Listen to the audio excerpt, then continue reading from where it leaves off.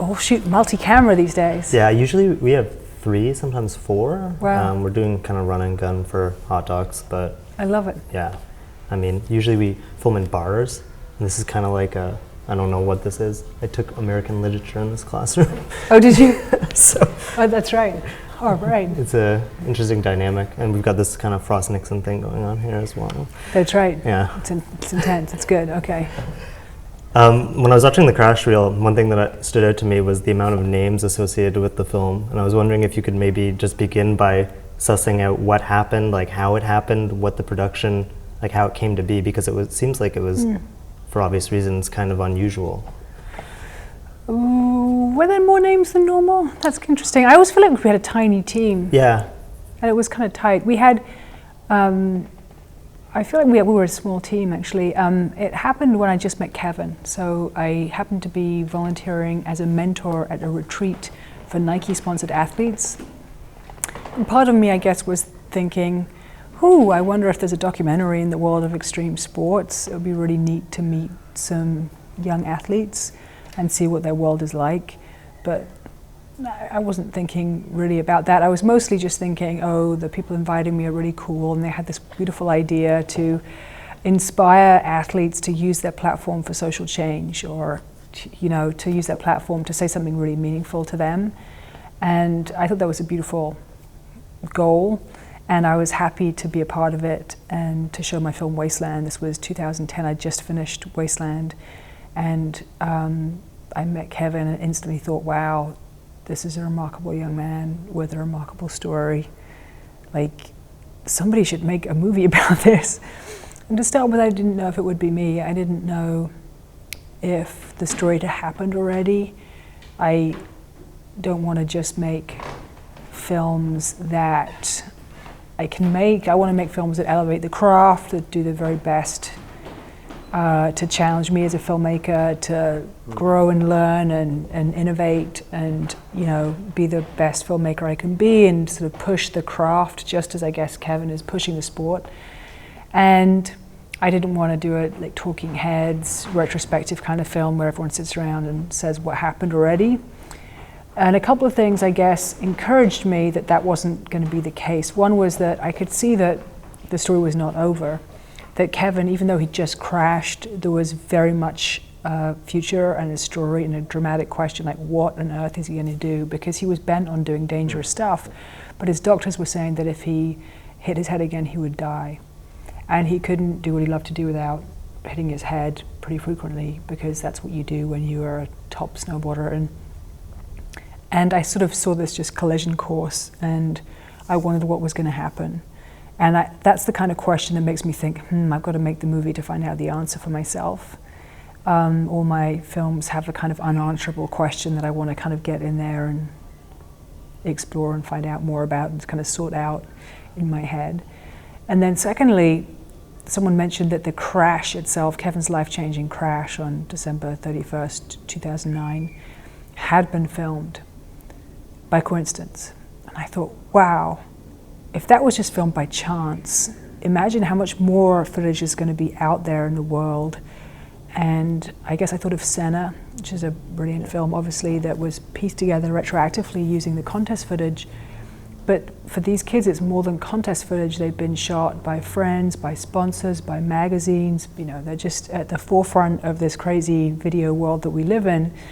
And I had this idea, it would be really fun to track down all this footage and tell the story and excavate what's actually happened and edit it.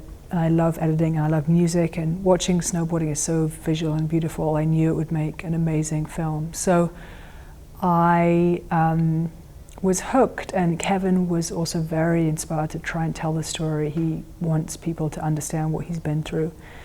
And so he kept calling me, and then forgetting he'd call me and calling me again. And I kept calling him and remembering that I'd called him and getting lots of work, done. He was a little impatient to start with, and I was like, yeah, we're getting it together. We need to sort of, there's a few things we need to sort out first. And anyway, but we got going, and were able to shoot a lot, but also find a lot of existing footage as well. So it's a really seamless blend of this existing footage, which we got from 232 different people. Some of them conventional vendors like X Games and Olympics and contests, and others that were really all kinds of different people that had shot different pieces. It was really exciting to track it all down, and quite a insane job as well. I mean, it was really, we had 3 different people called Florian, each of which was in a different country, and a lot of quite flaky people, like who'd been filming and snowboarding but then broke up with their girlfriend, or like had moved state and lost their storage locker key, or whatever it would be. But it was like a lot of work to try and get a hold of this footage, or else you'd get a little clip, but it wasn't the whole thing, or it was low res or whatever. So it was just a really fun work, and we had an amazing team, especially my editor, Pedro Cos, my editor, the world's editor. He's an amazing editor. And I feel sure, unfortunately, that I talked him up so much that I'm never going to get to work with him ever again. He worked also on my film Wasteland with me, and I felt sure at that time that I'd never get to work with him again. And I was lucky enough to be able to work with him again this time. But he and I had such a wonderful collaboration, have identical taste in music, and really like a Vulcan mind meld. So we'd have typically very similar notes, and really just really enjoy diving in and really enjoy a really detailed edit. It was an incredible edit process. There's a lot of cuts in that film. Well, it's kind of the central tension of the film too, is like all this footage exists, and the footage is kind of what leads to the expectation of, I'm the superstar, I need to continue, like, this is the only life I've ever known. Like when Kevin's kind of struggling with that, like, I will always be a snowboarder, that's it seems like the media is also playing a role in that. And I'm wondering if that's something you felt with the documentary as well, like when you were shooting it, was that maybe at any level contributing to his maybe subconscious feeling that he needs to maintain this personality that is the impetus behind the documentary? Good question. I always felt like we were on his side, and we always had an understanding with Kevin, even when a lot of other people would say, yo, when are you going to get back snowboarding, Kevin? And we'd all know that that wasn't realistic, that he was never going to be able to compete again. And so we were much more on Kevin's side than a lot of the other media who didn't already know the story. I think it was so easy for people to think that it was a comeback story and not to understand the nature of his injury, and how, even though he was making great progress, he just wasn't going to get back to the level he was at. And how devastating that is for him, and how extra devastating it is when he knows that, but everyone else doesn't, and keeps saying, yay, when are you going to get back?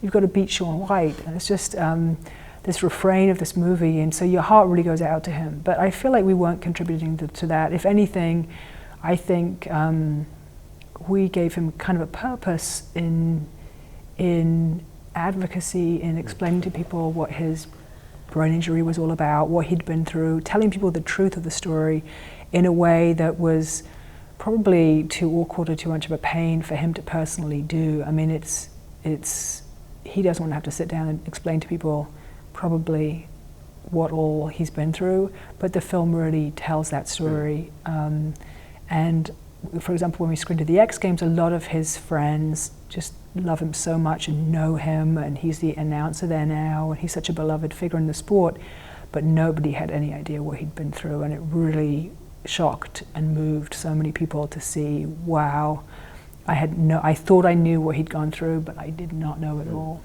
Thank you, Lucy. All right. So exciting. That was great. I love that. That was really advanced too. I'm going to have to try and take notes from that.